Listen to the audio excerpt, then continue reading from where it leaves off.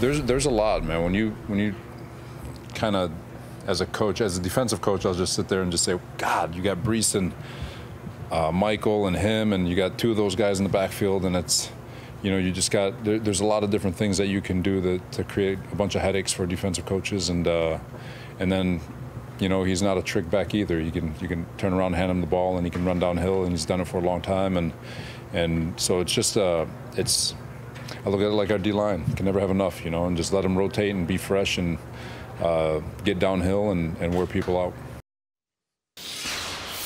Which is one of the reasons why teams rarely pay one running back a ton of money. They have this luxury, thanks to the Aaron Rodgers contract, where they can pay Dalvin Cook more than they probably should to join a depth chart led by Breece Hall when he's healthy, and Michael Carter and Bam Knight. I feel like one of those guys is going to get traded. I don't know that you keep all four of them. I mean, and the guys at the bottom are going to be playing a lot of special teams if you keep all four of them, but they're also at the low end, at the very low end of the salary spectrum, so maybe they can keep them all around. They're just going to have guys that are either not dressing on game day or not playing very much tailback, but this is another indication this team is all in. And the one weakness they have is this question of whether or not Breece Hall is going to be ready to go right out of the gates after tearing his ACL last October. It's different for every guy.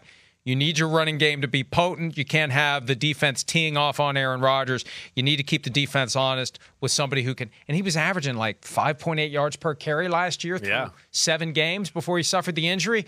That is a way to keep, if you have a Dalvin Cook or a Breece Hall, a healthy Breece Hall, that's a way to keep a defense on its heels to allow the passing game to operate, and it feels like that's why they did what they did. Yeah, and it gives them wiggle room again, or not, patience on the Breece Hall front. Hey, we don't need him right this second.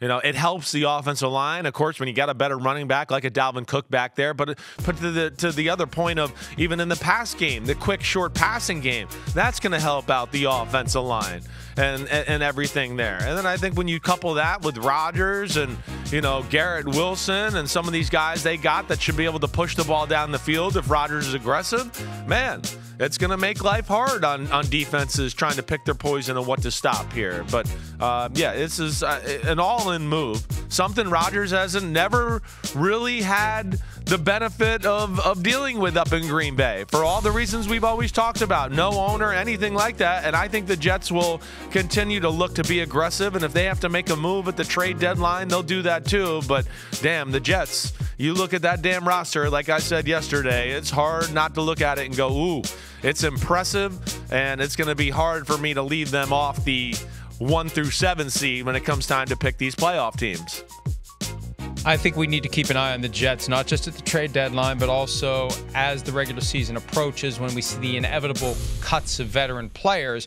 That was another dynamic that Aaron Rodgers pointed to in justifying the $35 million haircut he took, which creates an expectation by him that money is going to be spent on others aimed at making the team better. That's nothing against Green Bay. That's not a shot at the Packers. Oh, yes, it is. The Packers never did it. The Packers acted like they were trying to do it, and they always managed to dupe him into thinking that they were trying. They weren't really trying. They didn't try to sign Odell Beckham Jr. a couple years ago. They tried to make Aaron Rodgers think they tried to sign Odell Beckham Jr. Rodgers is going to expect the Jets not just to flirt, but to close the deal with whoever it is that lands on their radar screen as guys he thinks will help make the 2023 Jets better. Okay, you mentioned this idea, and we've talked about it previously. Breece Hall still recovering, still trying to get to 100%. Dalvin Cook being there, critical component for that gauntlet they have to run the first 6 weeks of the season. Here's Saleh from yesterday talking about whether or not Cook's presence allows the Jets to just sit Breece Hall and let him continue to recover. Presence doesn't change Breece's timeline. We're very comfortable with where Breece is at, very confident that he'll be ready for week 1. I've said it, he looks awesome. He really does. And our plan for him has been very deliberate in making sure that we're protecting him from him and making sure that he's 150% ready to roll. And but as far as Breece goes and his preparation from week 1, we're still anticipating that, and his timeline has not changed with the arrival of Dalvin. Yeah, now, that's good, but still, that doesn't mean you throw him in and give him 25 carries right out of the gate. No. You've got balance now. You can go with both guys. You can ease Breece Hall in. He doesn't need to be the workhorse. He doesn't need to do what he was doing last year. I mean, they were a different team with Breece Hall. They were a playoff team with Breece Hall. When Breece Hall got injured, that took air out of the balloon that never came back, Chris. No, I mean, that's how good he was. Yes, you're right. I mean, you explained it. Average yards per carry. And the big thing was the short passing game. I mean, how many times did we see him catch a little swing route and go up the sideline for another 30, 40 yards?